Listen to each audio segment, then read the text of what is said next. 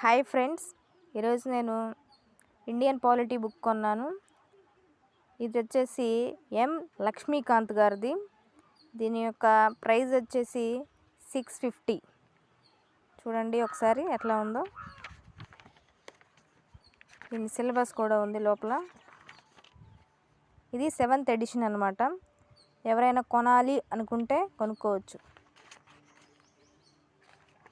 ఒకసారి ఓపెన్ చేసి చూపిస్తాను, చూడండి ఒకసారి.